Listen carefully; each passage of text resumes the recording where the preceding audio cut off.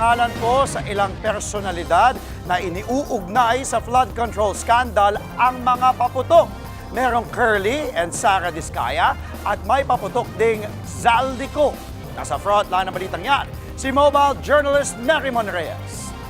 Yung iba po sinasabi po nila tanggal malas, pampaswerte, or yung iba po gusto lang po nila maging colorful yung New Year, mas maging makulay or masaya po ganun. Kasi yung mga fireworks po nakakaaliw talaga, especially po sa mga bata.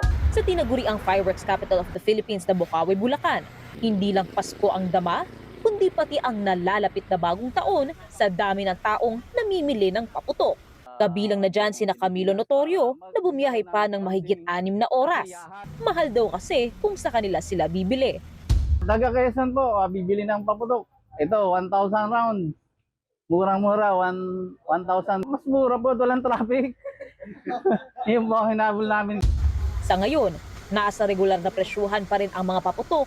Pero ayon sa Vice President ng Philippine Pyrotechnics Manufacturers and Dealers Association, bukod sa supply at demand, kabilang din sa mga dahilan ng pagtaas ng presyo ay para makabawi sa naging epekto ng mga nagdaang bagyo sa mga paggawaan ng paputok.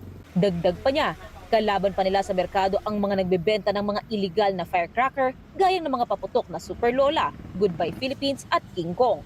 Meron pang paputok na ipinangalan kina Curly and Sara Diskaya, Zaldico, Senator Amy, Tino at Juan.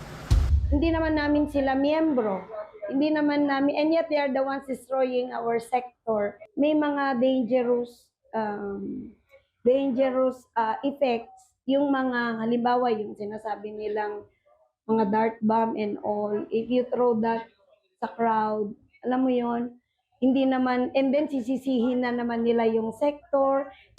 Dito raw sa Bocaue, Bulacan, garantisadong ligtas ang mga binibentang paputok, lalo't nag-i-inspection lagi ang mga pulis. Sertipikado rin ang mga tindahan. Payo naman ng mga nagtitinda, bumili na hanggat maaga pa. Base sa datos mula sa 62 Sentinel Hospitals, nakapagtala ang DOH ng 28 kaso ng firecracker-related injuries mula December 21, mas mababa ito kumpara noong nakaraang taon. Karamihan sa mga nasugatan ay dahil sa boga, 5-star at triangle na paputok. Bukod sa paulit-ulit na paalalang mag-ingat sa pagsalubong sa 2026, importanteng tumawid tayong lahat ng masigla at masaya. Nagbabalita mula sa Frontline, mobile journalist Merrimon Reyes. Mga kapatid, Andre Felix po, manatiling may alam pagdating sa mga mahalagang balita sa loob at labas ng bansa. Mag-follow at mag-subscribe na po sa social media pages ng News 5.